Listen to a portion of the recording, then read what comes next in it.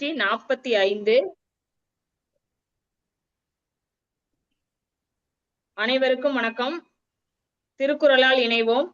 சங்கத்தமிழ் இலக்கிய பூங்கா மற்றும் ஜெர்மன் தமிழருவி வானொலி நிலையம் இணைந்து வழங்கும் திருக்குறள் கதையரங்கம் இன்று நடைபெறுகிறது. கதையரங்கம் 45. தலைமை ராணி அம்மா திருவனந்தபுரம் அவர்களை தலைமை தாங்க அன்புடன் வரவேற்கின்றேன். மேலும் தமிழ்ச்செம்மல் பாரதி சுடர் நீலகண்ட தமிழன் ஐயாவையும் இந்நிகழ்விற்கு வருக வருக என இருக்கரம் கூப்பி வரவேற்கின்றேன். மேலும் இன்று கதை சொல்லிகளாக வந்திருக்கும் ஸ்வேதா, ஐஸ்வர்யா, சரளா புருஷோத்தமன் அம்மா, பால்தங்கம் அம்மா, அரங்கநாயகி அம்மா அவர்களையும் வருக வருக என வரவேற்கின்றேன். இப்பொழுது முதலாவதாக கதை கூற அவினாஷில் இருந்து இணைந்திருக்கும் சாந்தாமணி அம்மாவை அன்புடன் அழைக்கிறேன். நன்றிம்மா.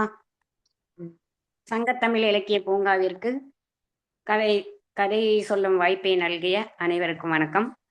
கல்வியே சிறந்த செல்வம் என்ற தலைப்பில் இப்பொழுது ஒரு கதையை கூறப்போகிறேன். புனலூரில் கலைவாணனும் மணிமாறனும் நண்பர்களாக இருந்தார்கள். கலைவாணன் கல்வி கற்பதில் மிகுந்த ஆர்வம் காட்டினான். மணிமாறனோ செல்வம் சேர்ப்பதில் ஈடுபாடு கொண்டிருந்தான். மணிமாறா, இந்த ஊரில் மேலும் கல்வி கற்க வாய்ப்பு இல்லை. நெல்லை நகர் சென்று கல்வி கற்க நினைக்கிறேன் என்றான் கலைவாணன். உடனே மணிமாறனும், இந்த ஊரில் என்னால் மேலும் செல்வம் சேர்க்க முடியாது. நானும் உன்னுடன்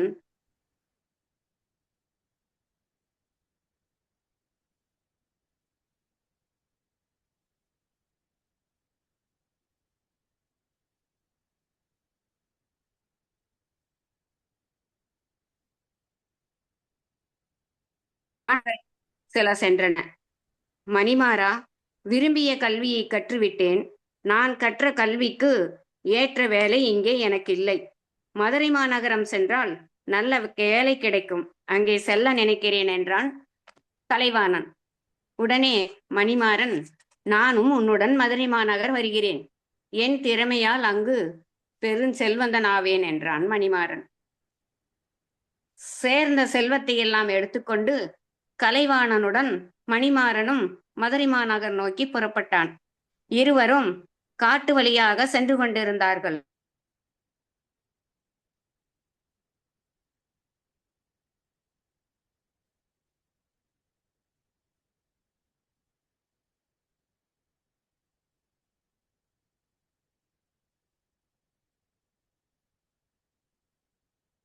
நண்பா, செல்வத்தை இழந்ததற்காக வருந்தாதே. நான் கற்ற கல்விக்கு மதுரையில் நல்ல வேலை கிடைக்கும். எந்த குறையும் இல்லாமல் உன்னை பார்த்து கொள்வேன், கவலைப்படாதே என்று ஆறுதல் சொன்னான் கலைவாணன். இருவரும் மதுரை மாநகரம் சென்று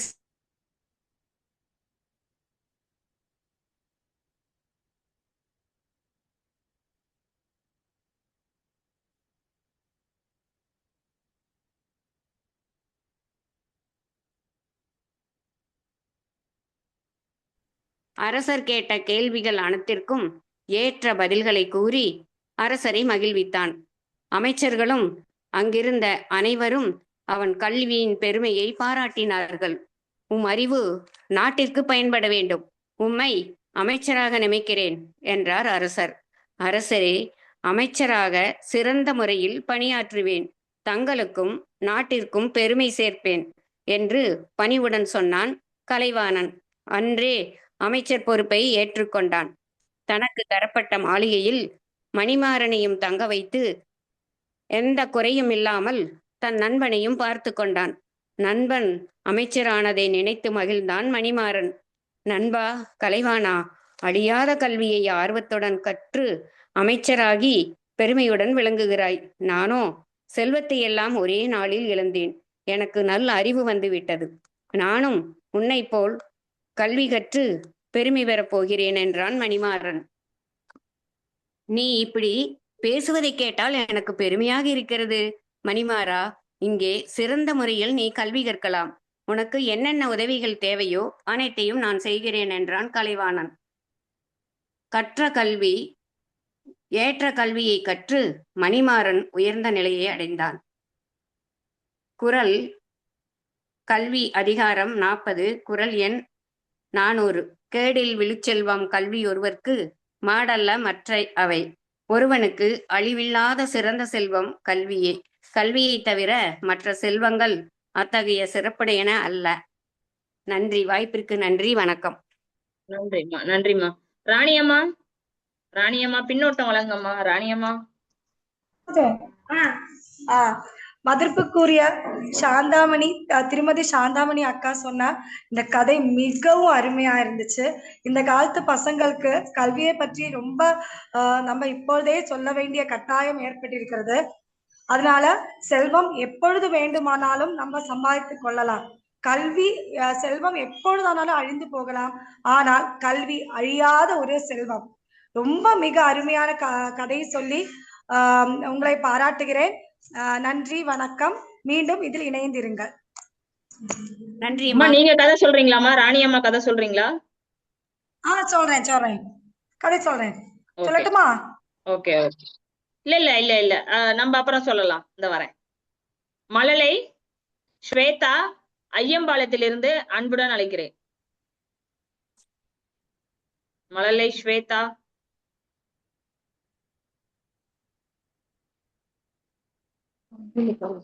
மழலை ஸ்வேதா. வணக்கம்மா. வணக்கம்மா. வணக்கம். ஒரு ஊர்ல வளவன் என்ற பையன் இருந்தானா. அவன் குடும்பம் ஏழ்மையான குடும்பமா. அவனுக்கு படிக்கிறதுனா ரொம்ப பிடிக்குமா. ஆனா அவங்க குடும்பம் ரொம்ப ஏழ்மையா இருக்கிறதுனால அவனால பள்ளிக்கூடத்துக்கு போக முடியலையா. அவனும் பள்ளிக்கூடத்துக்கு போக முடியலன்னு ரொம்ப கவலையா இருந்தானா. அதே ஊர்ல அவனோட நண்பன் முத்து இருந்தானா. அவன் ஊர்லயே ரொம்ப பெரிய பணக்காரன். முத்து பள்ளிக்கூடத்துக்கு போகிறத பார்க்கும் போதே வளவனுக்கு ரொம்ப கஷ்டமா இருக்குமா. ஒரு நாள் முத்து வளவன் கிட்ட வந்து, ஏண்டா நீ பள்ளிக்கூடத்துக்கு வரல அப்படின்னு கேட்டானா முத்து. அதுக்கு வளவன், எங்க அம்மா அப்பாவால பள்ளிக்கூடத்துக்கு தேவையான புத்தகம் சீருடை வாங்கி தர முடியல, அதனாலதான் நான் பள்ளிக்கூடத்துக்கு வரல அப்படின்னு வளவன் சொன்னானா. அப்ப முத்துக்கு ஒரு யோசனை தோணுச்சான். நம்ம கிட்ட தான் நிறைய காசு இருக்கு, அதனால நம்ம வளவனுக்கு தேவையான பொருளை வாங்கி கொடுத்து அவனையும் பள்ளிக்கூடத்துக்கு கூட்டிட்டு போகலாம் அப்படின்னு நினைச்சு நோட்டு புத்தகம் சீருடை எல்லாம் வாங்கி கொடுத்து சந்தோஷமா பள்ளிக்கூடத்துக்கு கூட்டிக்கிட்டு போனானா முத்து. வளவனும் முத்துவும் சந்தோஷமா பள்ளிக்கூடத்துக்கு போய் படிச்சவங்களாம். நம்ம கிட்ட நிறைய பொருள் இருந்தா இல்லாதவங்களுக்கு கொடுத்து உதவணும்.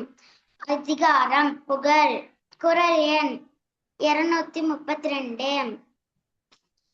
உரைப்பவை எல்லாம் இறைப்பார் கொன்று இவார் மேல் நிற்கும் புகழ். பொருள். வறுமையில் வாடுவோர்க்கு அவர் வேண்டும் பொருளை கொடுத்து உதவுவோரையே உலகத்தவர் புகழ்ந்து பேசுவாராம். அனைவருக்கும் நன்றி. நன்றிமா. நன்றி. ராணியம்மா. மழலை ஸ்வேதா மிக அருமையான கதை சொல்லியிருக்க. சிறு வயதிலேயே நம்மள்ட்ட என்ன இருக்கோ இல்லாதவங்களுக்கு கொடுத்து உதவும் அந்த மனசு இருந்தாலே நம்மளை எல்லாமே தேடி வரும். ரொம்ப அழகான ஒரு கதை தேர்ந்தெடுத்து வந்திருக்க. ரொம்ப அருமையா இருக்குமா. நன்றிமா. நன்றிமா. தொடர்ந்து இணைந்திருங்கள் அம்மா. அடுத்ததாக திருமதி பால்தங்கம் அம்மாவை கதை சொல்ல அன்புடன் அழைக்கிறேன். சங்கத்தமிழ் இலக்கிய பூங்கா தலைவராம் வள்ளுவரை வணங்கி, செயலராம் பாரதிதாசனை வணங்கி, சங்கத்தமிழ் இலக்கிய பூங்கா ஒருங்கிணைப்பாளர் ஐயா நீலகண்ட தமிழன் அவர்களை வணங்கி, காயத்ரி அம்மா அவர்களை வணங்கி, இன்று தலைமை பொறுப்பேற்றிருக்கும் ராணி தங்கலட்சுமி அவர்களை வணங்கி, மற்றும் கலந்து கொண்டிருக்கும் குழந்தைகளை வணங்க முடியாது வாழ்த்தி என் கதைக்குள்ளே நுழைகின்றேன். கதை. குமரி மாவட்டம் மருந்துவாழ் மலை கீழே ஒரு குக்கிராமம். அழகான அந்த பதியில் முந்தைய தலைமுறை முயன்று போராடி பாறைகளுக்கிடையே உருவாக்கிய வயல்வெளி.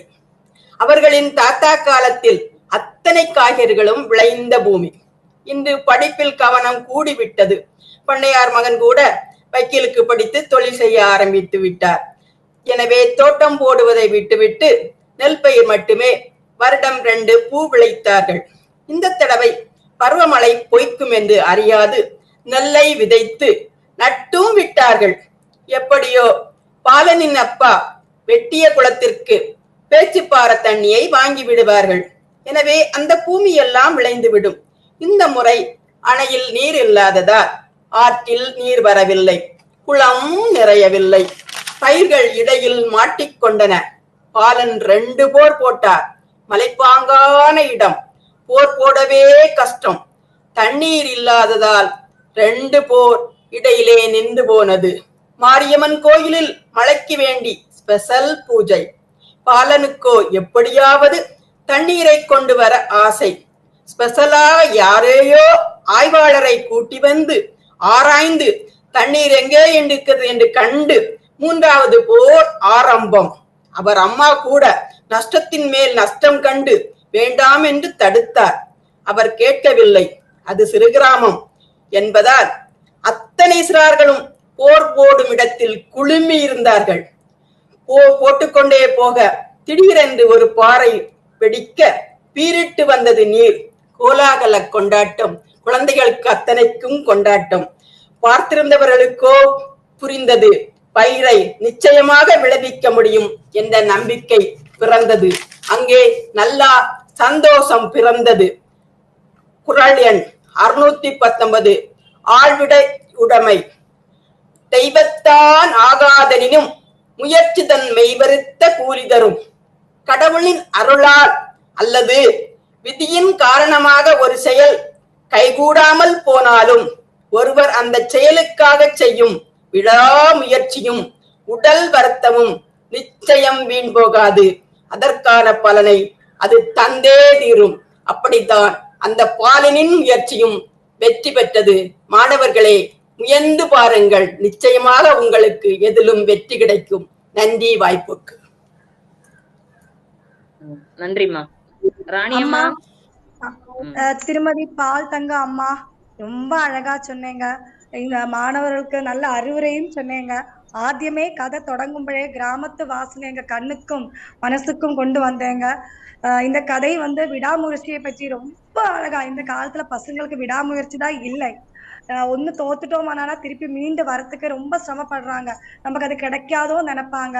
ஆனா இதுல இருந்து நம்ம படிச்சுக்கலாம், விடாமுயற்சி தான் கண்டிப்பா ஒரு நாள் அந்த வெற்றி நம்மளே சேரும்னு மிக அருமையா சொல்லியிருக்கீங்க. அதுவும் ரொம்ப அழகான வார்த்தைகள், புரிய மாதிரி அழகா வாசிச்ச, ரொம்ப அருமையா இருந்துச்சு. மீண்டும் இதை இணைந்திருந்தீர்கள், பாராட்டுக்களமா. நன்றிமா. அடுத்ததாக மழலை ஸ்ரீஹரி அவர்களை கதை சொல்ல அன்புடன் அழைக்கிறேன். ஸ்ரீஹரி. ஐயா அவர்களுக்கும் அம்மா அவர்களுக்கும் வணக்கம். வணக்கம். வணக்கம், சொல்லுங்க. ஒரு பள்ளிக்கூடத்துல மோகன் ஒரு பையன் படிக்கிறான். அந்த பையன் ஸ்கூல் ஃபீஸ் கட்டணும்னு 2000 ரூபாய் பணம் எடுத்துட்டு வர்றான். அந்த பணத்தை மதியானம் அப்புறம் கட்டிக்கலாம் அப்படின்னு வச்சிருக்கான். அடுத்தது விளையாட்டு நேரம். அப்ப விளையாட எல்லாம் போயிடுறாங்க. மனோகர் மட்டும் ஸ்கூல்லயே இருக்கான். விளையாண்டுட்டு பார்க்கும்போது பணம் இல்ல. பணம் இல்லாதத ஃப்ரெண்ட்ஸ்கிட்ட எல்லாம் சொல்றான், டீச்சர்ட்டையும் சொல்றான். டீச்சர் தலைமை ஆசிரியர்கிட்ட கூட்டிட்டு போயிடுறாங்க. தலைமை ஆசிரியர் கேக்குறாங்க மனோகர்கிட்ட, மனோகர் நீ அந்த காசை எடுத்தியா அப்படின்னு கேக்குறாங்க. நான் எடுக்கல, எனக்கு உடம்பு முடியல, அதனால நான் படுத்திருந்தேன். மோகன் அண்ணன் தான் நான் கட்டணும்னு எடுத்துட்டு போனாங்க அப்படின்னு அவன் சொல்றான். அப்புறம் செக் பண்ணலாம் அப்படின்னு சொல்றாங்க. அப்புறம் தான் பாக்குறாங்க, நோட்ல பாக்குறாங்க மோகன் பேர்ல 2000 ரூபாய் கட்டிருக்கு. அப்புறம் டீச்சர் ஃப்ரெண்ட்ஸ் எல்லாம் நம்ம தான் தெரியாம சொல்லிட்டோம் அப்படின்னு உணர்றாங்க, தப்ப உணர்றாங்க. இந்த கதையில இருந்து நம்ம என்ன தெரிஞ்சுக்கிறதுன்னா, எப்பொருள் யார் யார் வாய் கேட்பினும் அப்பொருள் மெய்ப்பொருள் காண்பது அறிவு. பொருள் எப்பொருளை எத்தகையோர் சொல்ல கேட்டாலும் அப்பொருளின் உண்மையை பொருளை காண்பதுதான் அறிவாகும். குறள் எண் 423. அதிகாரம் அறிவுடைமை. நன்றி. சிறப்பு சிறப்பு. வாழ்த்துக்கள் வாழ்த்துக்கள். ஸ்ரீஹரி வாழ்த்துக்கள். அக்காவும் சொல்றாங்க. Okay okay. மழலை ஸ்ரீஹரி ரொம்ப அழகா சொன்ன கேட்டியா? நீ சொன்ன கதை வந்து ரொம்ப அழகா இருக்கு. யார் என்ன சொன்னாலும் அது தீர விசாரிச்சுதான் நம்ம எதையுமே முடிவு பண்ணணும். அதுவும் நீ ரொம்ப அழகா சிம்பிளா சொன்னது ரொம்ப அழகா இருந்துச்சுமா. பாராட்டுக்கள். மீண்டும் இணைந்திருங்கள். அக்காவும் நன்றிப்பா. சொல்றாங்க. நன்றி அம்மா. அக்கா சொல்லு. அக்கா பேர் என்ன தங்கம்? கிரிஜா. கிரிஜா அவர்களை கதை சொல்ல அன்புடன் அழைக்கிறேன். வணக்கம் அம்மா. வணக்கம் வணக்கம் வணக்கம். சொல்லுங்கப்பா. ஐயா அவர்களுக்கும் அம்மா அவர்களுக்கும் வணக்கம். கதை. ஒரு கிராமத்தில் செல்வந்தர் ஒருவர் இருந்தார். அவர் செல்வ செழிப்புடன் இருந்தாலும் படிப்பறிவு இல்லாதவர். ஆனால் அவருடைய மகன் அறிவழகன் படிக்கிறதுல ரொம்ப ஆர்வமா இருந்தான். ஒரு நாள் செல்வந்தர் தன்னோட மகன் கிட்ட சொன்னாரு, மகனே, இந்த செல்வம் எத்தனை தலைமுறைக்கு வேண்டுமானாலும் வரும். படிப்பெல்லாம் எதுக்கு? என்னோட தொழிலையே நீனும் கத்துக்கிட்டு என்ன போலவே நீனும் செல்வ செழிப்பா வாழு அப்படின்னு சொன்னாரு. ஆனா அறிவழகனுக்கு படிப்பு மேல இருந்த ஆர்வத்தால அவன் ரொம்ப கடுமையா படிச்சு உயர்கல்விக்கு வெளியூர்ல போய் பல கலைகளையும் அறிவியலையும் கற்றுக்கொண்டான். இந்நிலையில் தந்தைக்கு தொழிலில் பெரும் நஷ்டம் ஏற்பட்டது. அவருடைய செல்வம் அனைத்தும் கரைந்து போனது. வீடு, நிலம் எல்லாத்தையுமே விற்க வேண்டிய நிலைக்கு வந்துட்டாரு. ஒரே இரவுல செல்வந்தர் ஏழை ஆயிட்டாரு. மனமுடைஞ்சு போன தந்தை அவங்க அப்பா கிட்ட போய் அறிவழகன் சொல்றான், அப்பா கவலைப்படாதீங்க, என்னோட படிப்பு மூலம் நான் ஈட்டிய அறிவும் திறமையும் என்னிடம் உள்ளது. கல்வி செல்வம் எப்போதும் அழியாதது. அதை யாராலையுமே திருட முடியாது, நெருப்பாலையும் அழிக்க முடியாது, நீரால கூட கலக்க முடியாது அப்படின்னு சொன்னான். அவன் தான் கற்ற கல்வியின் உதவியினால் ஒரு நல்ல வேலையை பெற்றான். தன் அறிவையும் உழைப்பையும் முதலீடாக வைத்து ஒரு சில காலத்திலேயே மீண்டும் தன் குடும்பத்தை நல்ல நிலைக்கு கொண்டு வந்தான். தன்னுடைய கல்வி மூலம் கிராம மக்களுக்கும் உதவிகள் செய்தான். அவர்களுக்கு படிப்பின் அவசியத்தை உணர்த்தினான். அப்போது செல்வந்தர் தன் மகனிடம் சொன்னார், மகனே, நீ சொன்னது 100க்கு 100 உண்மைதான். நான் சேர்த்து வைத்த அத்தனை செல்வமும் அழிஞ்சு போயிருச்சு. ஆனா நீ கஷ்டப்பட்டு சேர்த்து வச்ச கல்வி செல்வம் நம் குடும்பத்தோட கௌரவத்தையும் வாழ்க்கையை மீண்டும் மீட்டெடுத்து விட்டது. கல்வியே அழியாத செல்வம், கற்றோருக்கு சென்ற இடமெல்லாம் சிறப்பு என்று பெருமையுடன் கூறினார். இதில் இருந்து நமக்கு கல்வியின் சிறப்பு விளங்குகிறது. கேடில் விழுச்செல்வம் கல்வி என்று திருக்குறளுக்கு ஏற்ப செல்வங்கள் அழிந்து போகும், ஆனால் கல்வி ஒருவரின் வாழ்க்கைக்கு வெளிச்சம் தந்து எப்போதும் துணையாக நின்று சிறப்பையும் மதிப்பையும் பெற்று தரும். குறள். கேடில் விழுச்செல்வம் கல்வி ஒருவருக்கு மாடல்ல மற்ற எவை. கல்வியே அழிவு இல்லாத செல்வம், மற்றவை எல்லாம் செல்வம் அல்ல. அதிகாரம் கல்வி. குறள் எண் 400. நன்றி அம்மா. நன்றிம்மா. ராணி அம்மா. அருமைடா கிரிஜா, ரொம்ப அழகா இருந்துச்சு. எப்பொழுதுமே பசங்கள் இந்த கல்வி எடுத்துன்னு வந்தது ரொம்ப அழகு. ஏன்னா கல்விதான் அழியாத செல்வம்னு நீ சொன்ன வார்த்தை உண்மையான வார்த்தை. ஏன்னா ஓரோ பசங்களுக்கும் ஓரோ திறமை இருக்கும். அந்த திறமைய நினைச்சு நம்ம அத திறமைய வளர்த்தி ஒரு இடத்துல கொண்டு போய் சேர்த்து நம்ம பெயர் அங்க முத்திரை பதிச்சிட்டோம். ஆனானா நம்மள எல்லாருமே எத்தி பார்ப்பாங்க. கல்வியால மட்டும்தான் நம்மளால வாழ முடியும். கல்விதான் நமக்கு சிறந்த ஆயுதம் கூட. புரிஞ்சுச்சா? ரொம்ப அழகா இருந்துச்சு. பாராட்டுகள்மா. மீண்டும் இணைந்திருங்க. நன்றிம்மா. அடுத்ததாக ஐஸ்வர்யா கதை சொல்றீங்களாடா? ஐஸ்வர்யாவை கதை சொல்ல அன்புடன் அழைக்கிறேன். அனைவருக்கும் வணக்கம். கதை பெயர் மன்னனும் பாலமும். எங்க நீங்க தெரியவே பல இல்ல, நல்லா ஆண்டுகள் வெளிச்சத்துல உட்காருங்க. நீங்க நல்லா வெளிச்சத்துல உட்காருங்க. வெளிச்சத்துல உட்காந்து சொல்லுங்க. ஓகே ஓகே ஓகே சொல்லுங்க. பல ஆண்டுகளுக்கு முன் ஒரு நாட்டில் அறிவாளியான மன்னன் ஒருவர் ஆட்சி செய்தார். ஒரு நாள் ஆற்றின் மறுபுறம் வாழும் மக்களுக்கு உதவ ஒரு பெரிய பாலம் கட்ட முடிவு செய்தார். அவசரப்பட்ட அமைச்சர், அரசே, உடனே கெட்ட தொடங்கி விடலாம், நேரத்தை வீணாக்க வேண்டாம் என்றார். ஆனால் மன்னன், முதலில் நிலத்தை ஆய்வு செய்யுங்கள், ஆற்றின் ஆழமும் நீரின் வேகம், மழைக்கால நிலை அனைத்தையும் தெரிந்து கொண்டு பிறகே பணியை தொடங்க வேண்டும் என்றார். அமைச்சர் அதை கேட்காமல் வேறு ஒரு இடத்தில் பாலம் கட்ட ஆரம்பித்தார். சில நாட்களில் கனமழை பெய்தது. வெள்ளம் வந்து முழு பாலமும் இடிந்து விழுந்தது. அரசின் பணமும் உழைப்பும் வீணானது. பிறகு மன்னன் ஆய்வு செய்த இடத்தில் வலுவான அடித்தளத்துடன் புதிய பாலம் கட்டப்பட்டது. பல ஆண்டுகள் கடந்தும் அந்த பாலம் உறுதியாக நின்றது. மக்கள் அனைவரும் மகிழ்ச்சியுடன் பயன்படுத்தினார். அப்போது மன்னன் மக்களிடம் கூறினார், எண்ணி துணிக்க கருமம், துணிந்த பின் எண்ணுவது இலக்கு. எந்த செயலையும் தொடங்கும் முன் நன்கு சிந்தித்து திட்டமிட வேண்டும். தொடங்கிவிட்ட பிறகு யோசித்தது பயனற்றது. நன்றி, வணக்கம். நன்றிம்மா, நன்றி. ராணியம்மா. மழலை ஐஸ்வர்யா, அழகான கதை. எந்த ஒரு செயலையும் நம்ம செய்யும் முன் சிந்தித்து முடிவெடுக்க வேண்டும் என்ற கதையை தான் கூறியிருக்கிறீர்கள். எந்த செயலும் தொடங்கத்துக்கு முன் நன்கு சிந்தித்து திட்டமிட்டு வேணும் எந்த செயலையும் செய்ய வேண்டும். அழகான கருத்து, பாராட்டுக்கள். மீண்டும் இணைந்திருங்கள். நன்றி அம்மா. வாழ்த்துக்கள், நன்றி. அடுத்தது தங்கலட்சுமி அம்மா. யாரு? தங்கலட்சுமி அம்மா, கதை சொல்றீங்களா? சொல்லுங்கப்பா. அனைவருக்கும் வணக்கம். எனது கதையின் தலைப்பு என்பது மாய புத்தகத்தின் ரகசியம் என்பதாகும்.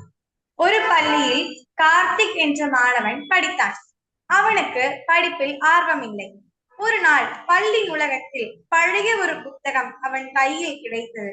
அந்த புத்தகத்தை திறந்தவுடன் முதல் பக்கத்தில் பெரிய எழுத்தில் ஆ என்று எழுதப்பட்டிருந்தது. அப்போது ஒரு அதிசயம் நடந்தது. அந்த புத்தகத்தில் இருந்து ஒரு முதியவர் தோன்றி, இந்த உலகில் உள்ள எல்லா அறிவுக்கும் ஒரு தொடக்கம் உண்டு. தமிழ் எழுத்துக்களின் தொடக்கம் ஆ. உலகின் தொடக்கம் இறைவன். தொடக்கத்தை மதிப்பவன் வாழ்க்கையில் உயர்வான் என்றார். அவர் கார்த்திக்கை ஒரு மாய உலகிற்கு அழைத்து சென்றார். அங்கு மருத்துவர், விஞ்ஞானி, ஆசிரியர், நீதிபதி என பலர் இருந்தனர்.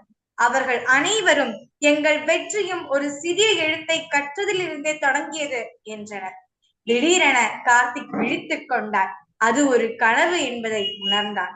ஆனால் அந்த கனவு அவனது வாழ்க்கையை மாற்றியது. அன்று முதல் தினமும் ஆர்வத்துடன் படித்தான்.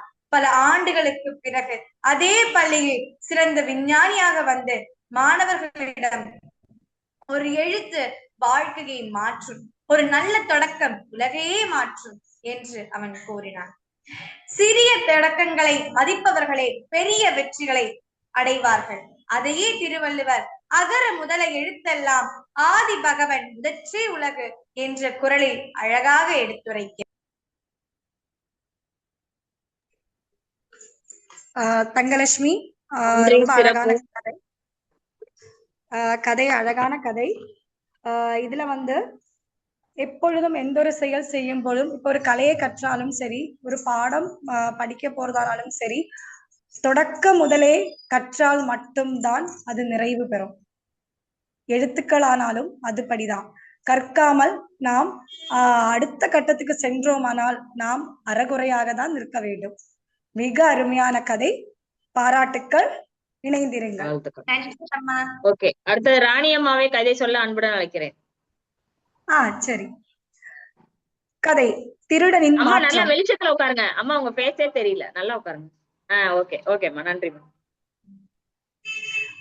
கதை திருடனின் மாற்றம். ஒரு நாட்டில் மிகவும் புத்திசாலியான திருடன் ஒருவன் இருந்தான். அவன் பல வீடுகளில் திருடி வந்தான். ஒரு நாள் ஒரு வயதான முனிவரின் வீட்டுக்குள் நள்ளிரவில் நுழைந்தான். முனிவர் அவனை பார்த்தும் பயப்படவில்லை. மாறாக, மகனே, பசியோடு இருப்பாய், முதலில் சாப்பிடு என்று அன்புடன் உணவு கொடுத்தான். திருடன் அதிர்ச்சி அடைந்தான். நான் திருட வந்தவன், என்னை ஏன் இவ்வளவு அன்பாக நடத்துகிறீர்கள் என்று கேட்டான். முனிவர் புன்னகைத்து, ஒரு மனிதனின் வாழ்க்கையை உயர்த்துவது அவன் அறிவு மட்டுமல்ல, அவன் மனதின் நன்மையையும் நல்ல மனிதர்களின் நட்பும் தான் என்றார். அந்த வார்த்தைகள் திருடனின் மனதை மாற்றின. திருடிய பொருட்களை எல்லாம் உரியவர்களிடம் திருப்பிக் கொடுத்தான். கடினமாக உழைத்து நேர்மையான வாழ்க்கையை தொடங்கினான். சில ஆண்டுகளில் அதே ஊரில் மிகவும் மதிக்கப்படும் மனிதனாக உயர்ந்தான். அப்போது முனிவர் கூறினார், மனநலம் மண்ணுயிர் காக்கம், இனநலம் எல்லா புகழும் தரும். நல்ல மனமும் நல்லோரின் சேர்க்கையும் மனிதனை உயர்த்த நிலைக்கு கொண்டு செல்லும். நன்றி, வணக்கம். நன்றிமா, கதை சிறப்பாக இருந்தது. நன்றி, வாழ்த்துக்கள். தொடர்ந்து இணைந்திருங்கள். அடுத்ததாக என்னுடைய கதையை கூற விடுகின்றேன். பேசுவதை கொண்டு தகுதி. பேசுவதை கொண்டு தகுதி. ஆள் நடமாட்டம் இல்லாத சாலையில் ஆலமரம் ஒன்று இருந்தது. அதன் நிழலில் பார்வையற்ற முதியவர் ஒருவர் அமர்ந்திருந்தார். அங்கே வந்த ஒருவன், ஏ கிழவா, இந்த வழியாக யாராவது போனார்களா என்று மரியாதை இல்லாமல் கேட்டான். எனக்கு பார்வை தெரியாது, யாரும் போனது போன்ற ஓசை கேட்கவில்லை என்றார் அவர். சிறிது நேரம் சென்றது. இன்னொருவன் அங்கே வந்தான். ஐயா, இதற்கு முன் யாராவது இந்த வழியாக போனார்களா என்று கேட்டான். அவன் குரலில் அதிகாரம் தெரிந்தது. சிறிது நேரத்திற்கு முன் இந்த வழியாக ஒருவன் போனான். நீங்கள் கேட்ட இதே கேள்வியை என்னிடம் கேட்டான் என்றார் அவர். மேலும் சிறிது நேரம் சென்றது. அங்கே வந்த மூன்றாம் அவன், பெரியவரே, உங்களை வணங்குகிறேன். பார்வையற்ற தங்களுக்கு தொல்லை தருவதாக வருந்துகின்றேன். இந்த வழியாக யாராவது சென்று ஓசை தங்களுக்கு கேட்டதா? தெரிந்தால் சொல்லுங்கள் என்று இனிமையாக கேட்டான். அதற்கு அவர், அரசர் பெருமானே, இந்த வழியாக வீரர் ஒருவர் சென்றார். அடுத்ததாக அமைச்சர் ஒருவர் சென்றார். அவர்கள் இருவரும் நீங்கள் கேட்ட இதே கேள்வியை கேட்டுவிட்டு சென்றார்கள் என்றார். வியப்படைந்த அவன், பெரியவரே, உங்களுக்கு பார்வை தெரியாது, நான் அரசன் என்பதை எப்படி அறிந்தீர்? முன்னால் சென்றவன் வீரன், அமைச்சன் என்று எப்படி அறிந்தீர் என்று கேட்டான். அரசர் பெருமானே, ஒருவர் பேசுவதை வைத்தே அவர் யார் என்பதை அறிய முடியாதா? இதற்கு கண் பார்வை தேவையா? முதலில் சென்றவர் சிறிதும் மரியாதை இல்லாமல் பேசினார். அடுத்தவர் பேச்சில் மரியாதையுடன் அதிகாரமும் இருந்தது. நீங்கள் பணிவாக பேசினீர்கள் என்று விளக்கம் தந்தார் அவர். அதிகாரம் 96, குடிமை, குரல் எண் 959. நிலத்தில் கிடந்தமை கால் காட்டும் காட்டும், குளத்தில் பிறந்தார் வாய்ச்சொல். நிலத்தின் இயல்பை அதில் முளைத்து வரும் பயிர் காட்டிவிடும். அதுபோல ஒருவர் பிறந்த குடியின் இயல்பை அவர் பேசும் சொற்கள் வெளிப்படுத்திவிடும். நிலத்தில் கிடந்தமை கால் காட்டும் காட்டும், குளத்தில் பிறந்தார் வாய்ச்சொல். வாய்ப்பிற்கு நன்றிமா.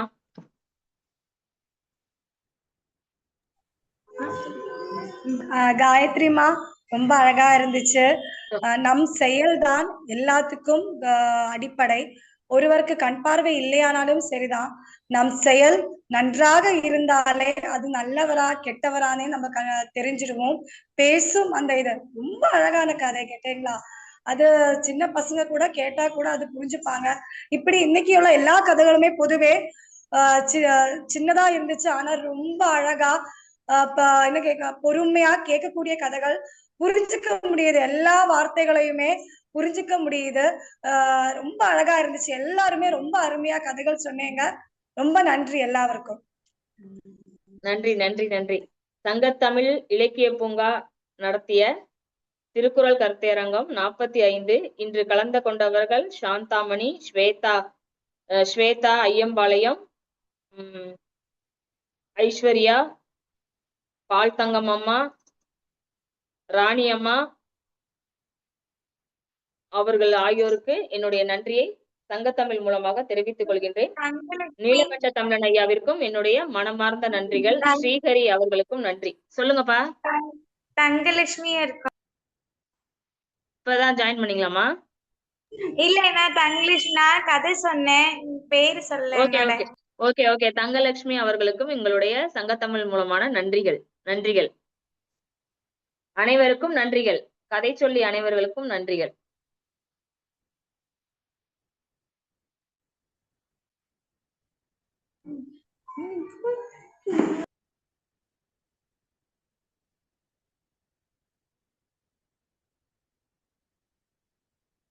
ராணியம்மா நன்றிம்மா, நான் விலகுறேன்.